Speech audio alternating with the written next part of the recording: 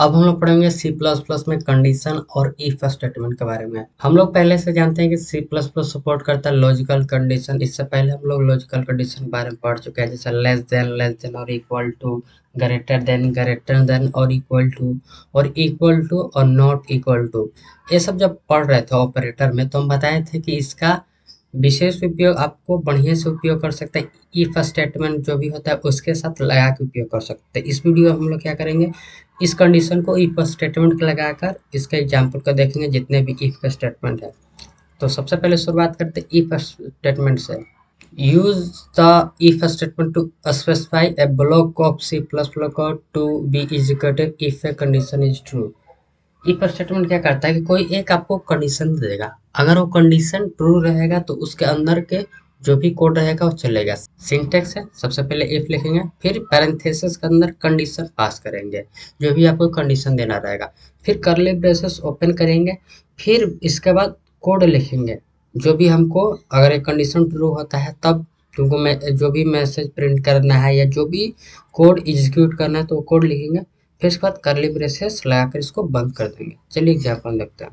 एक फाइल बना लेता हूँ, स्टेटमेंट ex.cpp। फिर इसके बाद सी प्लस प्लस का हम लोग बेसिक कोड लिखेंगे, हैज इंक्लूड आईओस्ट्रीम, फिर यूजिंग नेम स्पेस std, फिर int man parenthesis curly braces return 0। ठीक है, अभी क्या करता हूँ, एक वेरिएबल बनाता हूँ इंट एज। ठीक है, एज बनाया, और इसके बाद क्या करूँगा, एक मैसेज प्रिंट करूँगा सी आउट और इंटर योर एज। ठीक है, एक प्रिंट करेगा मैसेज कि इंटर योर एज। फिर ठीक है, एक मैं एज को इंटर करूँगा तो इनपुट के लिए मैं बनाता हूँ सी इन लिखता हूँ।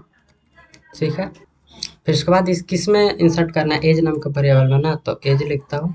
फिर इसके बाद क्या करेंगे, अब यहाँ पे इफ कंडीशन लगाता हूँ, if age is greater than 80। ठीक है, अगर वो 18 साल से जो भी एज है ऊपर है तो क्या मैसेज प्रिंट करो, इसके अंदर लिखेंगे cout you are eligible for vote.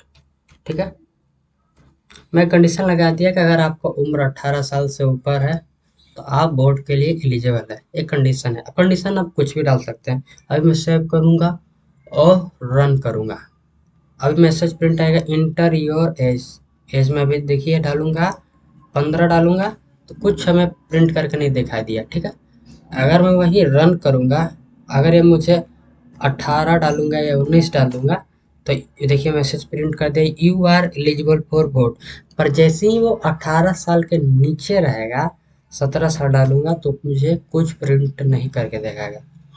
या यू आर ग्रेटर देन और इक्वल टू भी कर सकते हैं, आपको जो लगाना है लगा सकते हैं। ठीक है, आपको जो भी कंडीशन लगाना है। अगला है एल्स स्टेटमेंट। एल्स स्टेटमेंट का उपयोग हम लोग वहाँ पे उपयोग करते हैं जब इफ वाला कंडीशन अगर ट्रू नहीं होता है तो एल्स वाला कंडीशन में लिखा हुआ कोड रन हो सके। जैसे कि पिछला एग्जांपल में था कि इफ वाला कंडीशन क्या था, 18 साल के ऊपर या बराबर रहेगा तब मैसेज प्रिंट होगा you are eligible for vote. पर जैसे नीचे रहता है तो कोई हमें मैसेज प्रिंट नहीं होता है, तो मुझे उस टाइम एक कोड को एग्जीक्यूट कराना है या कुछ मैसेज प्रिंट करना है, तो ऐसे जगहों पर एल्स का उपयोग किया जाता है। अभी दिखाता हूँ एग्जाम्पल। ये देखिए यहाँ पर तो 18 साल के बराबर या ऊपर रहेगा तो मैसेज प्रिंट कर रहा है you are eligible for vote. पर 18 के नीचे रहेगा तो उसके लिए भी कोई कंडीशन चाहिए ना। यानी कि इफ वाला कंडीशन जब ट्रू होगा तो इफ का कोड चला जाएगा, अगर इफ का कंडीशन फॉल्स होगा तो एल्स वाला चलेगा। तो सी आउट करता हूँ, मैसेज प्रिंट करता हूँ यू आर अंडर 18। ठीक है, अब मैं सेव करूँगा, रन करूँगा। अभी एरर आ गया। यहाँ पे देखिए ग्रेटर देन और इक्वल टू ऐसे सिंबल लगा सकते हैं, उसके आगे नहीं लगा सकते हैं। ठीक है, इसीलिए एरर आ जाता। सेव करता हूँ, रन करता हूँ।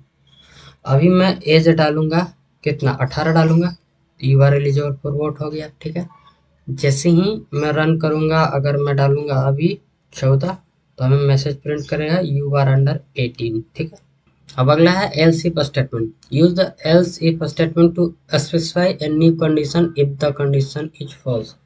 एल्स इफ का उपयोग हम लोग वहाँ करते हैं जब मान लीजिए इफ कंडीशन हमारा ट्रू नहीं हुआ, तो एक और कंडीशन आपको डालना है कि एक और कंडीशन तुम चेक करो, तो वहाँ पे एल्स इफ लगा सकते हैं। और एल्स इफ आप मल्टीपल लगा सकते हैं। एल्स इफ के बाद एक कंडीशन लगाया, फिर आपको लग रहा है कि एक और कंडीशन चेक होना चाहिए, तो एल्स इफ और लगा सकते हैं। समझ आया? अगर जितना आपने एल्स इफ लगाया है, सबसे पहले तो इफ कंडीशन चेक करेगा। इफ वाला अगर नहीं ट्रू होता है तो एल्स इफ कंडीशन चेक करेगा। अगर एल्स इफ अगर नहीं ट्रू होता तब लास्ट में एल्स वाला कोड हमारा चलता है। सिंटेक्स है, सबसे पहले इफ लिखेंगे, फिर कंडीशन, फिर इसके बाद कोड लिखेंगे, फिर एल्स इफ लिखेंगे, फिर उसके बाद कंडीशन, फिर इसके बाद उसका कोड, फिर एल्स लिखेंगे, फिर उसका कोड लिखेंगे। ठीक है, जैसे यही एग्जाम्पल है। अगर यही पर मैं एक और कंडीशन लगा दूँ, एल्स इफ यहीं पर लिख दो एल्स इफ, और कर दूँ एज इज ग्रेटर देन 100 कर दो। अगर 100 साल के ऊपर एज होगा तो क्या होगा, तो मैसेज प्रिंट कर दूंगा cout you are over age. ठीक है, आपका उम्र बहुत ज़्यादा हो गया। सेव करता हूँ और रन करूँगा। अभी मैं देखिए डालूंगा, अगर मैं 18 डालता हूँ तो you are eligible for vote हो गया। अगर मैं यही उम्र डालता हूँ 105, तो देखिए you are eligible for vote, फिर भी यही हो रहा है। पर एक और कंडीशन लगाना पड़ेगा अगर 100 साल के ऊपर लगे, क्योंकि ये वाला कंडीशन फर्स्ट में इफ चेक हो रहा है, तो हर बार ये इफ ट्रू हो जा रहा है, तो दूसरे वाले एल्स इफ चेक करने नहीं दे रहा है। तो एंड लिखता हूँ, and age is less than 100 कर दूंगा, मतलब उम्र 100 से कम होना चाहिए, 18 से ज़्यादा होना चाहिए। अभी मैं सब सेव करता हूँ और रन करूँगा। अभी मैं 105 डालूंगा, मैसेज आएगा यू आर ओवर एज। ठीक है, और ये एल्स इफ और भी कंडीशन आपको लगाना हो तो लगा सकते हैं। अब हम लोग शॉर्ट हैंड इफ एल्स के बारे में पढ़ेंगे, जिसको टर्नरी ऑपरेटर भी बोलते हैं। There is also a shorthand if else which is known as the ternary operator. देखिए ये हम लोग पास एक शॉर्ट हैंड है जिसको हम लोग टर्नरी ऑपरेटर बोलते हैं, because it consist of 3 operand, क्योंकि ये 3 ऑपरेंड कंसिस्ट करता है। It is often use to replace simple if else condition, और इसका उपयोग हम लोग सिंपल इफ एल्स कंडीशन के लिए करते हैं उपयोग। इसका सिंटेक्स है, आप एक वेरिएबल का नाम दे दें और इक्वल टू दे दें। ठीक है, इस वेरिएबल में असाइन होगा, सबसे पहले कंडीशन दे दें, जो भी कंडीशन देना है, फिर इसके बाद आपको क्वेश्चन मार्क का चिन्ह देना है। फिर अगर जो ट्रू होगा, इस कंडीशन जो ट्रू होगा, तो यहाँ पे लिख रहा है जो ट्रू होने पर प्रिंट हो, और फिर कॉलन लगाते हैं। ठीक है, फिर जो फॉल्स होगा वो यहाँ पे लिखते हैं। और एक बात ध्यान रखिएगा, जो एक्स प्लस वाई है, इसमें जो प्लस माइनस जो भी सिंबल है ऑपरेटर होता है, इन दोनों के बीच जो भी वैल्यू रहता है उसको ऑपरेंड बोलते हैं। एक्स और वाई यहाँ पे ऑपरेंड हो गया, और ऑपरेटर हो गया प्लस। अभी एग्जाम्पल में भी दिखाता हूँ। एक काम करता हूँ, ये सारे कोड को हटाता हूँ और यहाँ पे एक वेरिएबल बनाता हूँ मार्क्स नाम का, और इसमें कुछ भी आप असाइन कर सकते हो। अभी वैल्यू दे दिया 65। ठीक है, और एक स्ट्रिंग टाइप का वेरिएबल बनाऊंगा जिसको लिख दूंगा रिजल्ट। ठीक ठीक है, और अब क्या करता हूँ, रिजल्ट वाले वेरिएबल को पकड़ता हूँ, इक्वल टू करता हूँ, फिर इसमें कंडीशन एक पास करूंगा, जैसे मार्क्स ग्रेटर देन और इक्वल टू 30 होना चाहिए। फिर इसके बाद एक कंडीशन चेक करेगा, जो भी मार्क्स का वैल्यू है वो या तो 30 होना चाहिए या 30 के ऊपर रहेगा। इस तो क्या करना है, हमें मैसेज प्रिंट करना पास, अगर नहीं रहा तो फेल करना है। फिर इसके बाद क्वेश्चन मार्क का सिंबल। फिर इसके बाद जब कंडीशन ट्रू रहता है तो क्या लिखना है, पास्ट लिखना है, पास्ट। फिर कॉलन लगाना है, अगर कंडीशन फेल रहा तो क्या करना है, फेल्ड लिख देना है। यहाँ पे देखिएगा, सबसे पहले कंडीशन चेक करेगा marks greater than equal to 30 है नहीं, अगर इक्वल टू या उससे बड़ा होगा तो पास्ट मैसेज प्रिंट करेगा, अगर 30 से कम होगा तो फेल्ड प्रिंट करेगा। सी आउट करूंगा इस रिजल्ट वाले वेरिएबल को प्रिंट करने के लिए। आप उससे पहले भी कुछ लिख सकते हैं, जैसे यू आर। ठीक है, यू बार उसके पहले जुड़ जाएगा। फिर इसके बाद यहाँ पे एक स्पेस दे देता हूँ, स्पेस भी प्रिंट हो। फिर इंसर्शन ऑपरेटर और रिजल्ट को, रिजल्ट नाम का वेरिएबल को यहाँ पे प्रिंट कर दूंगा।